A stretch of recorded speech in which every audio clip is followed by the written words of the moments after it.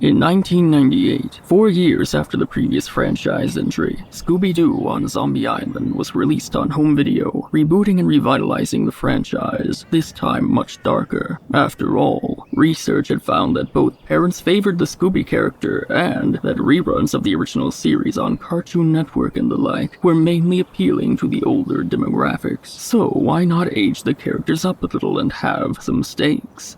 In the summer of 1999, The Blair Witch Project was released in theaters. The film used a mockumentary found footage style following 3 characters in the woods, with the 3 actors doing all the recording themselves. This would popularize the genre, spawning franchises and imitators over the years, like 2007's Paranormal Activity. The film's plot sees 3 young film students conducting interviews of locals and trying to document proof of the legendary Blair Witch. They go deeper into the woods where she supposedly lives, camping out, but strange and increasingly terrifying things begin to happen. The infamous ending sees one of them enter a basement where she finds one of her friends standing in the corner before being attacked, and the 3 were never seen again outside the footage, supposedly. By the end of its theatrical run, Blair Witch made almost $250 million, over 4,000 times the original budget spent on it, being labeled a sleeper hit and becoming the 10th highest grossing film of the year, heavily boosted by one of the first successful online marketing campaigns of its kind.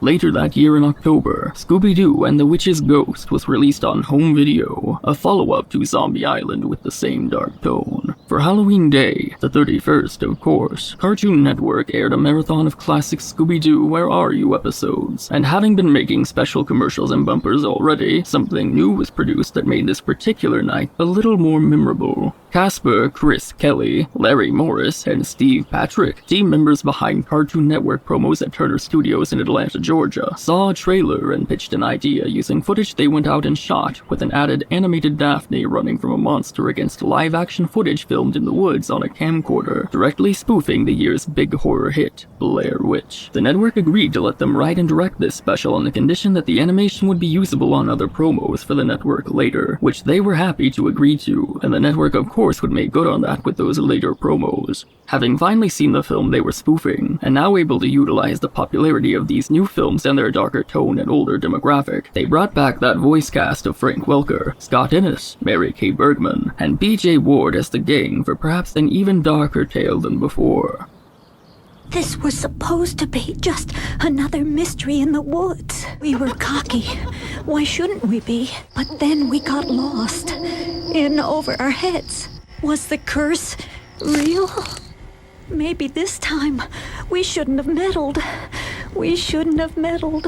The 3 new filmmakers would travel to Canada to film parts of the special in Toronto, because it was where the Mystery Machine was located, one normally used for brand promotion, and transporting themselves for these shots was cheaper than transporting it to Atlanta. Throughout locations there and back in Georgia, from Atlanta to Alpharetta to Smyrna, they filmed the camcorder footage and interviews themselves as a 2 to 3 person crew only, sometimes even 1, often using the houses of people they knew or their own childhood homes because it was free, lucking out with one having a perfectly creepy cellar, while the voice actors recorded over the phone between recording for the actual films. Any other acting roles appearing in the live-action segments were primarily filled out with their parents or friends. They only had a network promo budget to work with for the entire special, which meant having to truly use what they had, adding to the atmosphere of a story of being lost and haunted in the woods. Furthermore, while the special in full would run nearly 20 minutes, their work had to ensure it primarily would work split up into short promos that would air between the episodes of the marathon and make sense. Something they not only achieved, but did so much better than most spoofs of Blair Witch that year thanks to their commitment to the bit. Every iconic scene from the film would be rewired, now involving the gang in near-identical situations that made complete sense still. Though, in the full version at the end of the marathon, they added a special epilogue unmasking the monster to make kids feel safe. Once back, they had to use long, expensive, and complicated processes at the time to animate the characters over their puppeteering items during recording, with it all luckily falling perfectly into place. As promised, the special aired broken up throughout the marathon, and then to cap it off, aired all together as one special to end the night, never to air again or be released on home video. It would go on, however, to be nominated for an Annie Award for Outstanding Animated Special Project in 2000, which it would win. Of course, when something airs once and disappears, this leads to much speculation, and perhaps even some new myths. Surely it vanished because it was too dark for kids, so the network made sure to bury it. Sure, the special ended up with lower ratings as it went on as kids got scared and turned it off, but the lack of resurgence officially came down to the times. You see, the adult demographic of the Scooby franchise at the time had shifted so much to a younger audience again by 2002 that the live-action film, which as noted by writer James Gunn, was reworked from more of an adult comedy it started as to the more family-friendly venture we know it as now. The darker edge of the franchise was simply done away with, and the special was only made for that marathon, so the need to rerun or re-release it was gone. So, just how dark is this special? Let's look closer at this occasionally overlooked but legendary piece of Scooby-Doo media. At approximately 1,400 hours, state and federal authorities uncovered a duffel bag in the woods. Said bag contains 24 hours of Scooby-Doo episodes. Excuse me, what episodes? The Spacey Space Kook? Which is yes, which? all of them. Will you be releasing them to the public? We'll be showing them in a marathon type situation. What about the whereabouts of the kids? Where are the kids? I can't discuss that at this time. You'll just have to watch the marathon. No more questions. Hey, excuse me, over here. Where are the kids? The public has a right to know. Were there animals in the van?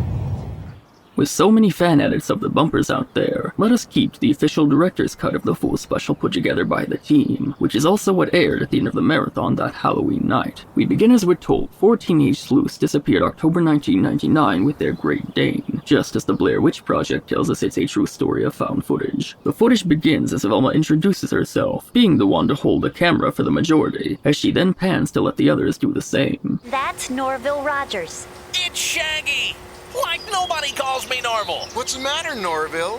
That's not on tape, is it? Something wrong, Norville. Norville. Very funny. Norval. And to Scoob. Shaggy and Scooby show off Scooby snacks as they go out to start interviewing locals of Casper County, named after Casper Kelly, one of the creatives of the special, for the case they're on. Each of them having their own story about things that go bump in the woods at night, which confuses Velma. Right, all right, riot rats. Oh. She said giant cat, not rat, Scooby. That's what I said. Rat. Cat. Well, rat. They try their luck again with a few more. You kids stay away! Those woods are cursed! I never go near them! Like I bet she never goes near a dentist either.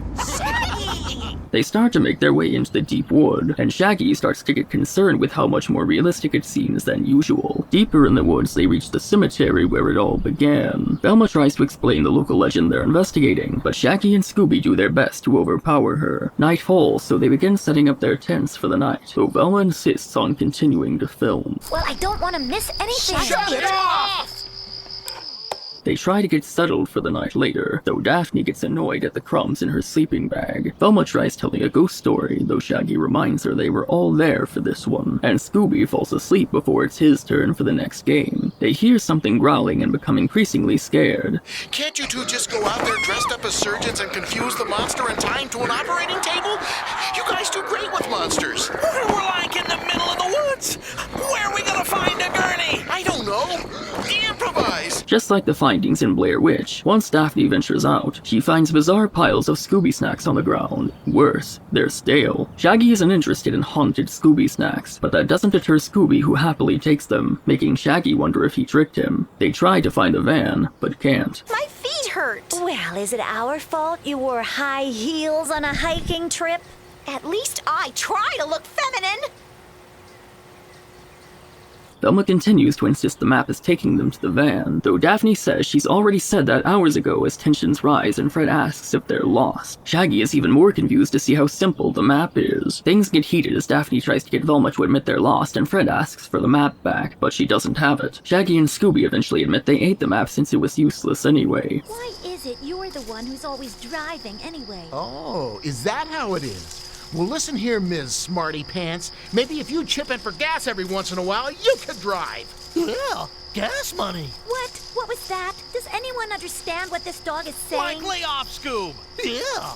I want to go home. I'm working on it. Velma loses her glasses and Fred reminds her that they're constantly telling her to get a glasses strap. He later starts to make a big deal about it when her voice calls out from farther in. Zoinks! We're never gonna get out of here. Zoinks? That's all you have to say, Zoinks? What the heck does that mean, anyway? Oh, I'm sorry. What do you want me to say? Jinkies? Fred? Daphne? What are you laughing at? He's got a point, Velma. Jinkies is a word. Stop laughing. Jinkies! I think we're royally zoinked. Is that better? Stop laughing. They lose Scooby and begin calling out his name in terror, eventually finding him in the dark. Another deep, roaring growl reverberates through the woods as they all panic, though Shaggy relieves them by revealing it's he in Scooby's stomachs. As morning comes, they find footprints which Velma realizes belong to them. Shaggy points out they've been going in circles this whole time. Fred, not being calm, insists everyone remain calm. I'm always calm, man. I'm the calm one. I'm calm. Shaggy and Scooby search around alone, though Scooby gets so scared he clings to Shaggy's leg. A roar rings out and a monster enters frame as the two run terrified. Joining the others, Fred insists there's a logical explanation like a projector, though Velma points out they'd have no way to plug that in and tells him to admit he's scared. Another roar surrounds them as they run. Later, trying to sleep, Velma hears something outside the tent and realizes it's open. She goes out to investigate, horrified by seeing everything ransacked. Thankfully, it was Scooby going through the food. There's no food, no clean clothes. I haven't painted my nails in 2 days. Shh! Did you hear that?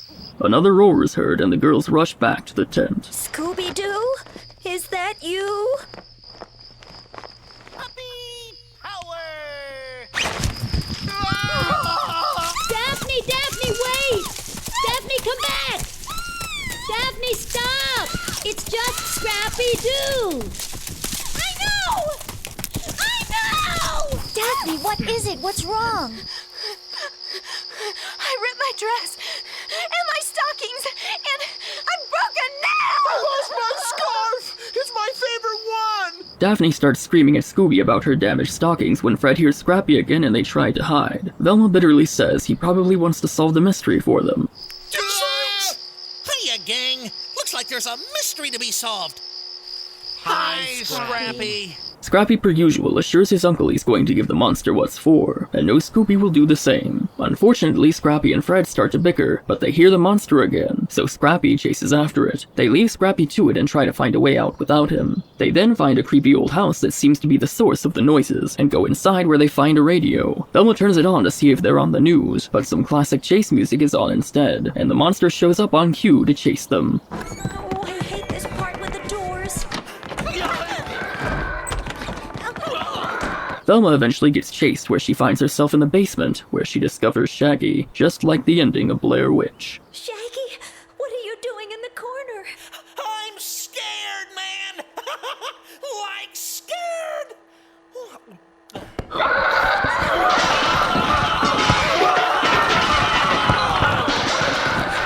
The special would end here if it weren't for those meddling kids. As in, the kids watching the marathon. As I said before, they needed to tack on something extra for the full version to make sure kids see everything was okay. The lights come on and the monster is caught. Fred unmasks him to just be some guy. It turns out it's just Halloween, and he wanted to scare people. Though it wasn't him at the cemetery. Well, if you didn't do it, then who?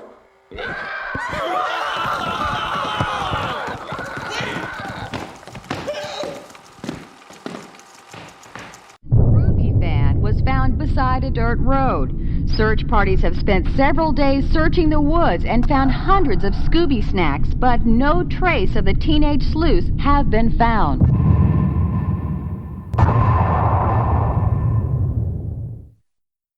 And they said it was just another tired rip-off of the Blair Witch Project? I know. Man, that hurts. Tell me about it. And so goes the story of that Halloween night in 1999. Were you there to see it that evening? I wasn't, of course. I was barely 3 years old at the time. Perhaps you discovered it later in life, such as myself. Regardless, the special continues to hold up as a beloved entry in the franchise for the spooky holiday season, despite the lack of an official re-release over 2 decades later. And even the creators of Blair Witch have found it to be their favorite parody. If you want to dive into the special even further, there's plenty to uncover in the description been curated specially for you. There you can find the official director's cut to watch the actual special, and the official making of featurette. You can also find a new commentary by the creators on the special, as well as a vintage one provided by them to a podcast named Scooby-Doo. Also available from a podcast named Scooby-Doo is a 2-part interview where you can get to know 2 of the creators of the special in greater detail, and learn more about their time working for Cartoon Network. For more reading, you can always check out the Wikipedia or Scooby-Doo wiki pages to your heart's content. If you liked the video, be sure to hit like so I know. Follow me on social media like TikTok, Tumblr, Twitter, or what have you if you wish. Next time, the most heavily requested film to be covered on this channel will be Riding the Wave, so be sure you subscribe so you don't miss it. That's the ending of this particular video. Bye.